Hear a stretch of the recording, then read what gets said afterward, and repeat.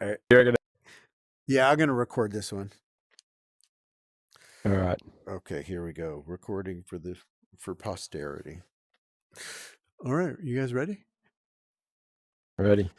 Ready, And set, action. go. Nice.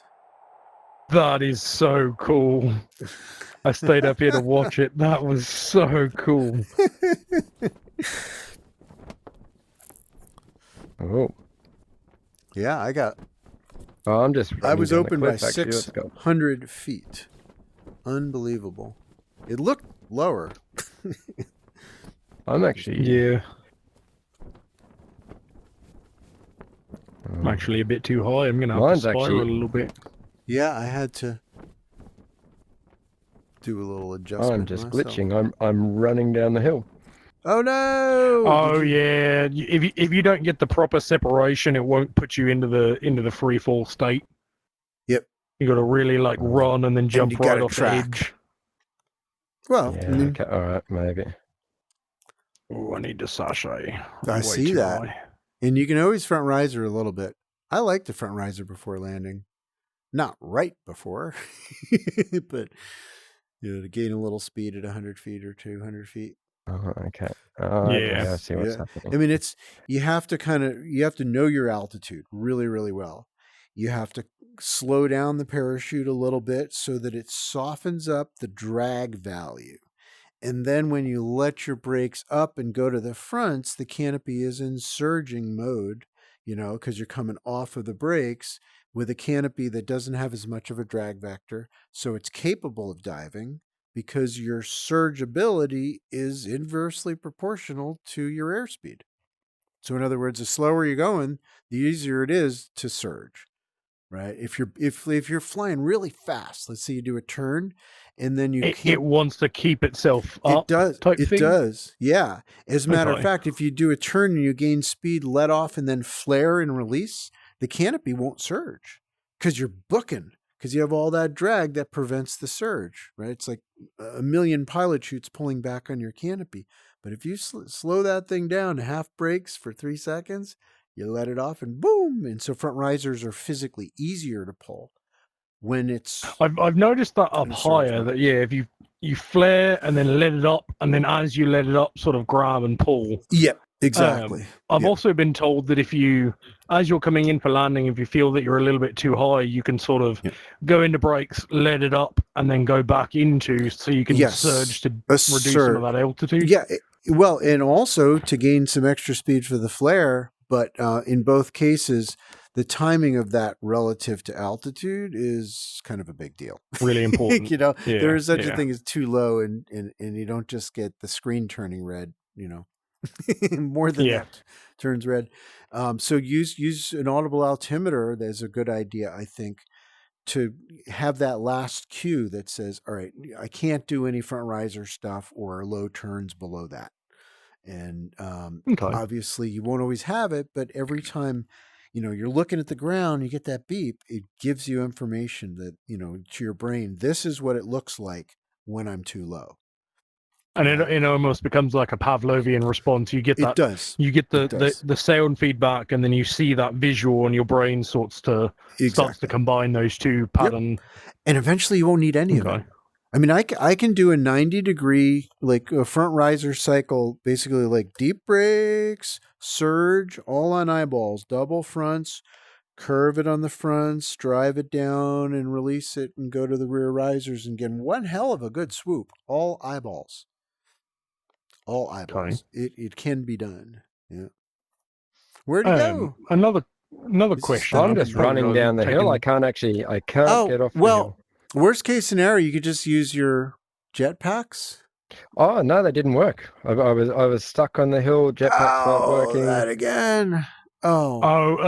Point them away from the closest solid ground, even if it's a wall. Point them away from that, and it'll dislodge you. It'll launch you out.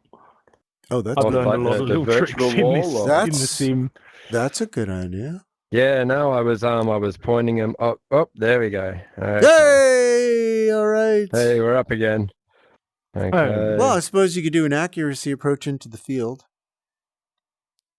Oh, weird. I see. What There we what go. about landing in rear risers? Because for my It's Canopy proficiency card, that's something I'm gonna have to do, and I'm a well, little bit nervous about you that. don't have to land them on the rears according to the card, really. I mean, it's subject to interpretation, but I think people should. Mm.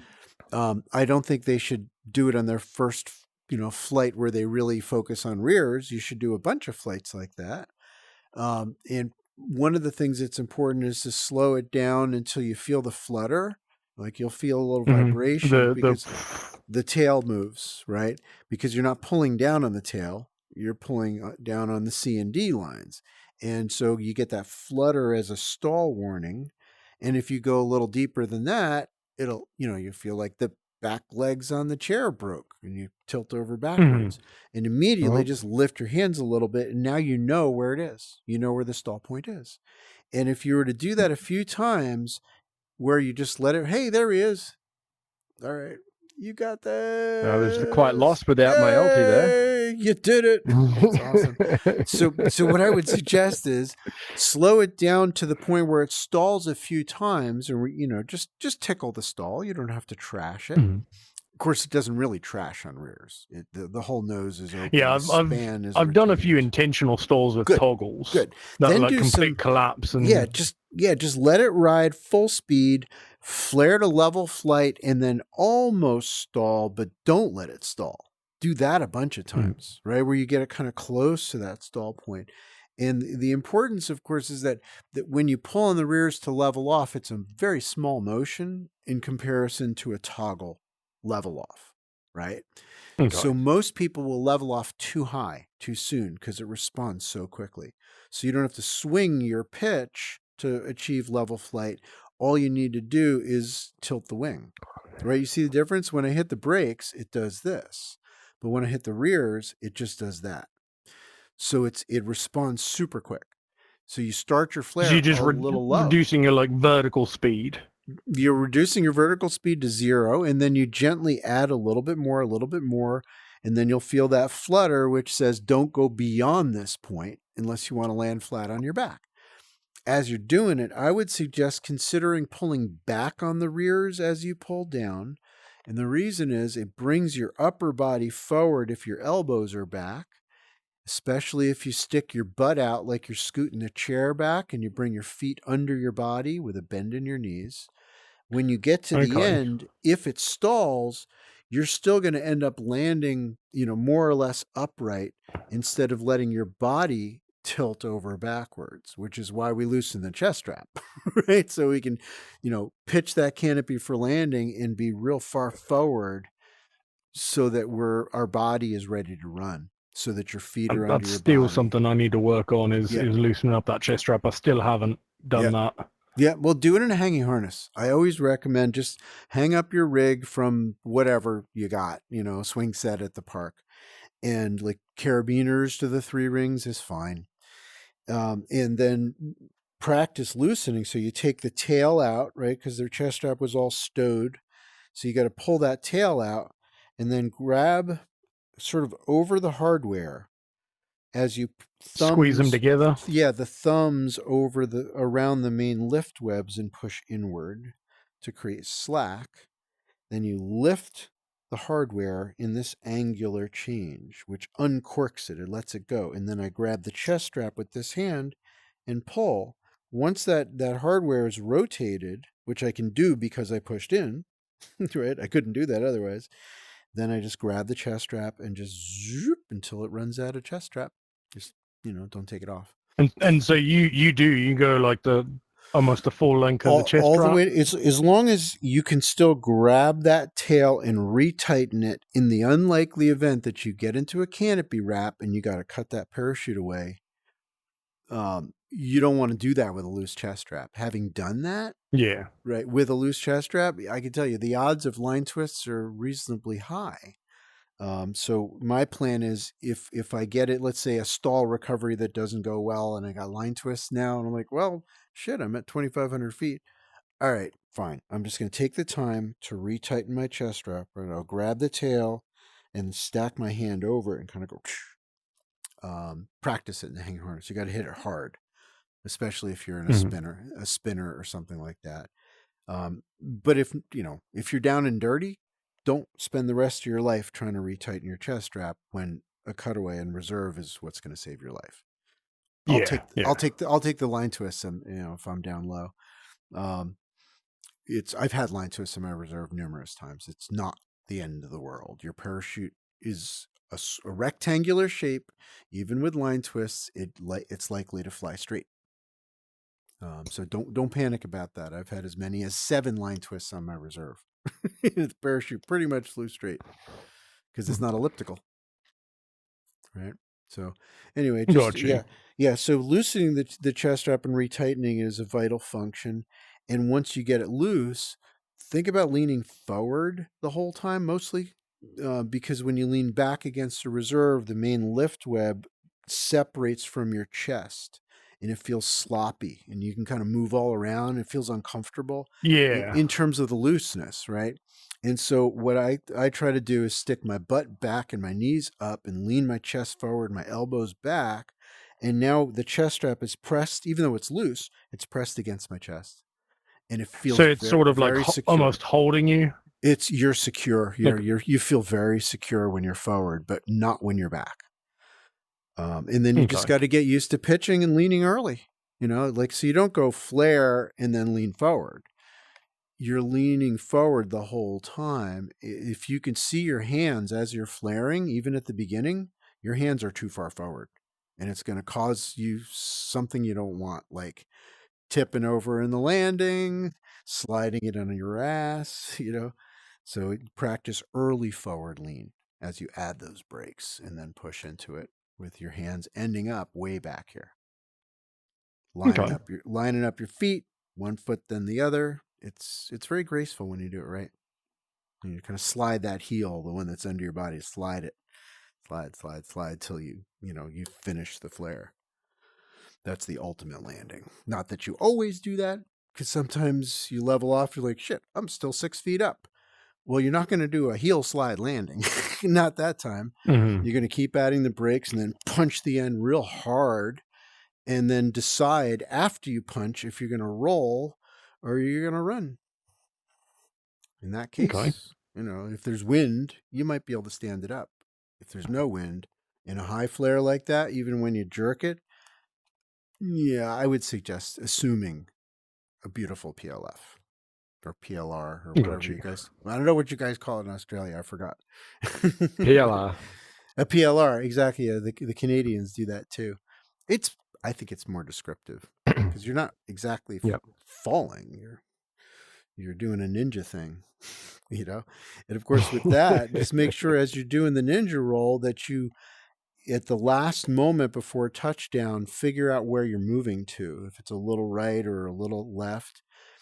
You got to roll in that direction. And if you're going straight forward, you got to turn your feet so that they're kind of angled to the direction of motion. Otherwise, it's going to be a feet knees face. Not, it's an FKF. Mm-hmm. Does that make sense? You got to turn your feet away, and actually, as you're PLFing, turn your head away from where you're rolling.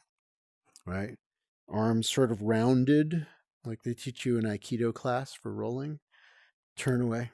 Because if you turn towards the ground, you're going to bust your elbow or your shoulder. It happens a lot. I'm willing to try that base jump again. I think it's possible. I think you can do this. It's really fun. All right. Let's go back up. Well, I'm going to be hopping off, but thank you for the advice, Brian. And nice to meet my you, pleasure. My pleasure. And see you all next week. All right. Thanks for coming. All right. It was awesome. Catch you, bud. All right. See ya. All right. I'm going back up to the cliff.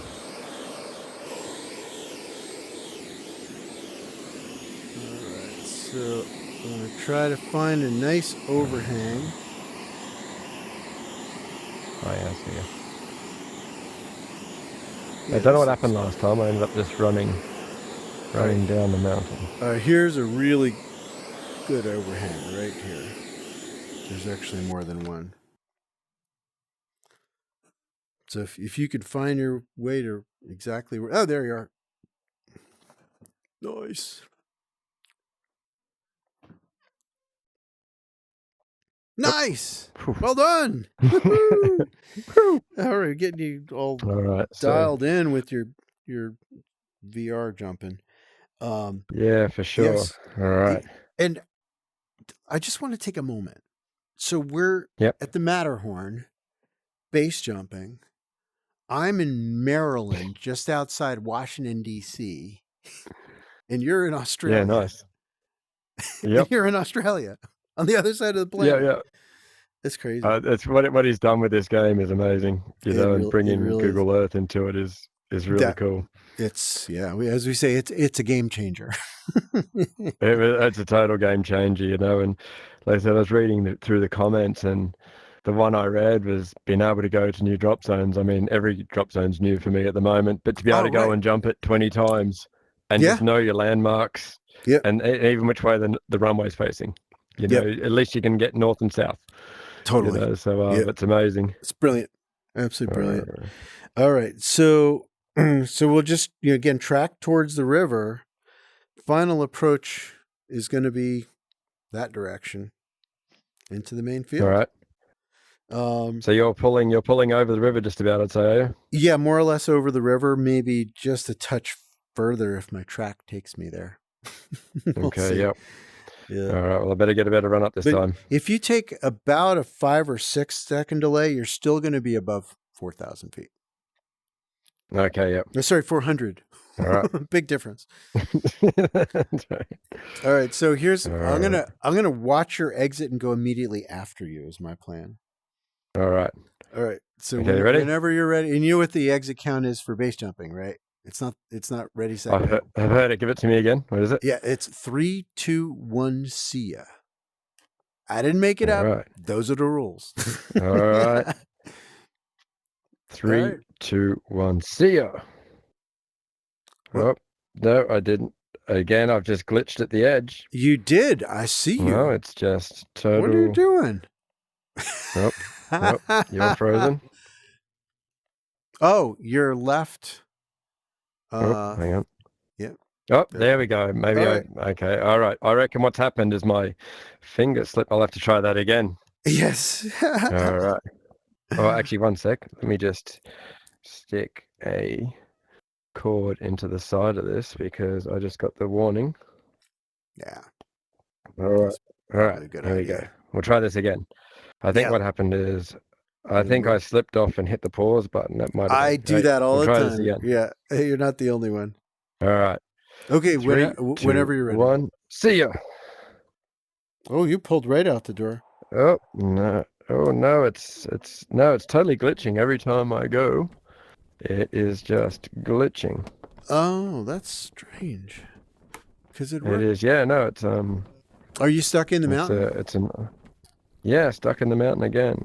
Here we go. Maybe I'll just have to use I will try to. Just use your jets. Blast. Yeah. Oh, there we go. Okay. Okay, I'm under reserve. Okay. Oh, backwards. Oh. Backwards. Okay. Are you using a swivel chair? Because it really helps.